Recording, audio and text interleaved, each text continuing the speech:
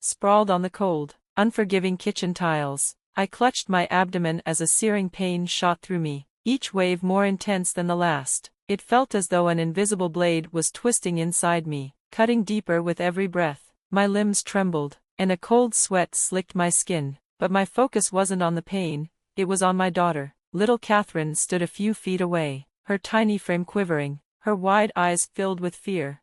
"Mommy, are you okay?" she asked in a voice so small it nearly broke me. I forced a weak smile, trying to mask the agony racking my body. "I'm fine, sweetheart," I lied, my voice barely above a whisper. "Just a bad stomach ache, nothing to worry about." Footsteps echoed down the hallway, their rhythm indifferent, almost impatient. A shadow loomed at the doorway, and there stood my husband, Willie, his suitcase in hand, his expression twisted in annoyance rather than concern. His crisp travel attire was pristine, a stark contrast to the disarray of my pain-ridden form on the floor. "Amy, what are you doing down there?" he asked, exasperation lacing his tone as if I were merely inconveniencing him. Summoning all my strength, I managed to croak, "I think it's appendicitis, Willie, it's bad, I need to get to the hospital." He scoffed, shaking his head. "Appendicitis? You're being dramatic, it's probably just something you ate, you'll be fine." I wanted to argue, to tell him that this pain was unlike anything I had ever felt before, that I knew my own body well enough to recognize an emergency, but as I opened my mouth, another sharp jolt rendered me speechless. Willie glanced at his watch, then back at me, impatience evident in the set of his jaw. "Amy, I can't miss this trip," he sighed, as though he were explaining something obvious to a child. "Carol and I have important business, just call a taxi if it's that bad." I stared at him in disbelief, my breath came in ragged gasps as I struggled to form words. "Willie, I can't even stand, Catherine is here, I need you." His expression remained indifferent, almost bored. "Look, just call someone else, if it gets worse, go to the ER or whatever, I have to go." And with that, he turned and walked away, the suitcase wheels rolling softly against the floor. The door clicked shut behind him, sealing his decision like an irrevocable decree. Tears burned at the corners of my eyes, but I refused to let them fall, not in front of Catherine. I swallowed hard and reached for my phone with trembling fingers, dialing the one person I knew I could count on. "Hello?" came the familiar voice, steady and reassuring. "Russell," I gasped, barely able to speak through the pain. "I need help, I think it's my appendix, I can't move." There was a pause, then a firm, unwavering response. "I'm on my way, hold on." Catherine knelt beside me, her little hands grasping mine, her face streaked with silent tears. "Mommy, please don't be sick, you have to be okay." Summoning every ounce of strength I had left, I squeezed her hand. "I'm here, baby, Mommy's here." Minutes stretched into what felt like hours, but soon enough, Russell burst through the door, his face etched with worry. He scooped me up with the ease of someone fueled by sheer urgency, his words a quiet reassurance. "I've got you, Amy." Everything after that became a blur, the flashing lights, the cold sterility of the hospital, the hurried voices of doctors. Surgery followed swiftly, the offending appendix removed before it could cause further damage. But even as I lay in the hospital bed, physically on the mend, the wound Willie had left ran far deeper than any incision on my body. 2 days later, I returned home. The sharp, biting pain had dulled to a manageable ache, but a new kind of hurt had settled in its place. Catherine's joyous squeal as she rushed into my arms was the one bright spot in an otherwise dark time. "Mommy, you're back, are you all better now?" she asked, her voice brimming with relief. "I'm getting there, sweetie," I whispered, holding her close. But the reprieve was short-lived. The following day, the front door slammed open with force, rattling the walls. Willie and Carol strode in, their faces flushed with frustration. "Why didn't you pick us up? We had to spend extra money on a taxi and train fares," Willie snapped, as if his inconvenience outweighed everything that had happened in his absence. I stared at him, the weight of his indifference finally breaking something inside me. My voice, when it came, was calm but cold. "Welcome back, must have been quite a trip." Willie blinked, thrown off by my tone. Carol shifted uncomfortably beside him. "What's with the attitude, Amy?" he demanded. I exhaled, slow and measured, before speaking. "While you were off enjoying your trip, Willie, I was in the hospital having emergency surgery." Silence crashed over the room, thick and suffocating. Willie's brows furrowed. What? You're fine now, right? So what's the big deal? I laughed, the sound bitter and hollow. The big deal? Willie, I could have died, and you weren't there. Catherine was terrified, and you weren't there. Before he could stammer out another excuse, the door swung open again, revealing Russell, my parents, and, shockingly, Willie's parents. The weight of their gazes bore down on him, disappointment stark in their expressions. Willie's confidence wavered. Why is everyone here? Russell stepped forward, his voice laced with anger. Because you've spent years putting Carol before your own family, and it ends now. Carol, usually brimming with arrogance, visibly shrank. Willie's gaze darted around, searching for an ally, but there was none to be found, not this time. And in that moment, clarity washed over me. I couldn't keep living like this, overshadowed and disregarded. This was my turning point. Later that night, as Willie sat on the couch flipping mindlessly through channels, I approached him, a folder in hand. My heart pounded, but my resolve was unshakable. Willie, we need to talk. He sighed, rolling his eyes. What now, Amy? I took a deep breath and placed the folder in front of him. I want a divorce. His head snapped up, disbelief flashing across his face. Divorce? That's absurd. You're overreacting. I met his gaze, unflinching. No, Willie, I'm finally reacting the way I should have a long time ago. This was my decision, and I was sticking to it.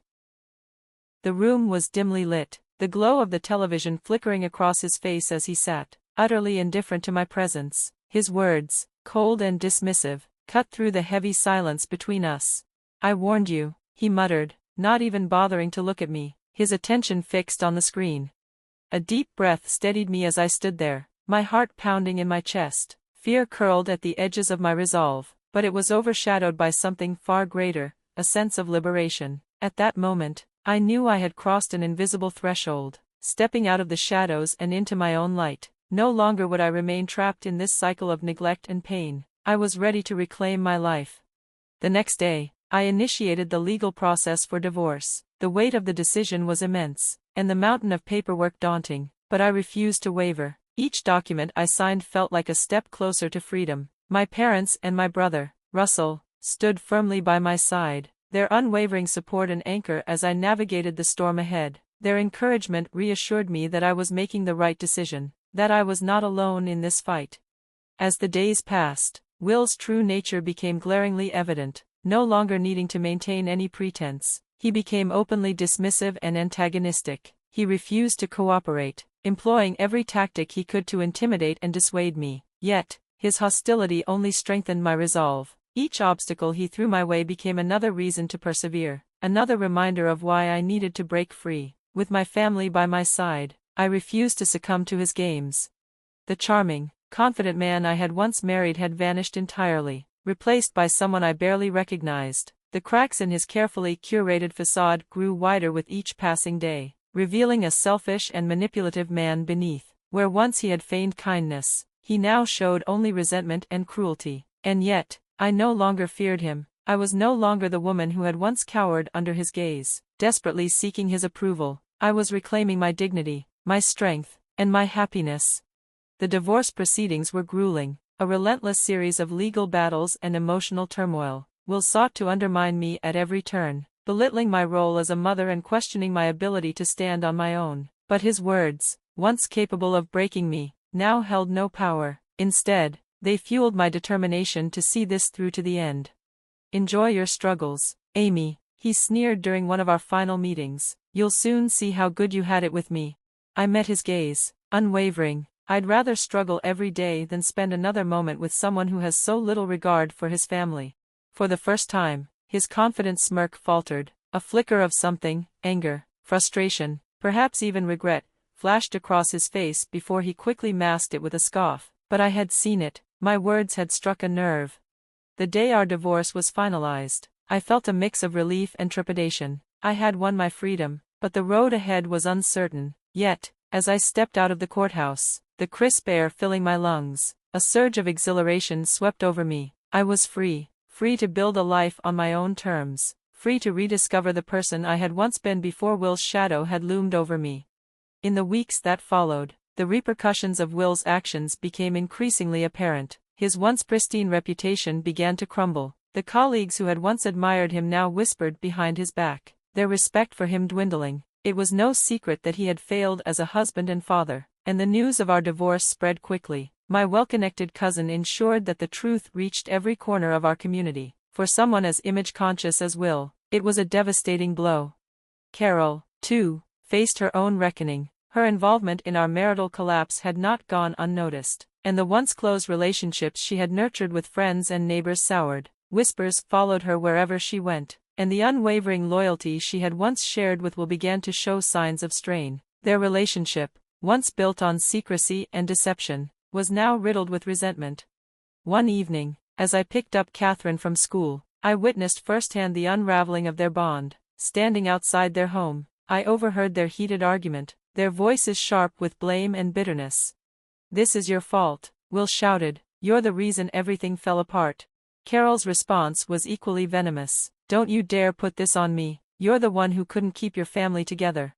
Their public spectacle was a stark contrast to the united front they had once portrayed. The cracks in their foundation had turned into gaping chasms, and now, they were left to deal with the wreckage they had created. As I walked away with Catherine, a sense of vindication settled over me. The universe had a way of setting things right. Despite the lingering shadows of my past, I focused on rebuilding. I found a job at a small accounting firm, a company that valued working mothers and offered the flexibility I needed. Catherine adjusted quickly, her laughter and boundless energy filling our home with warmth. We were healing, together.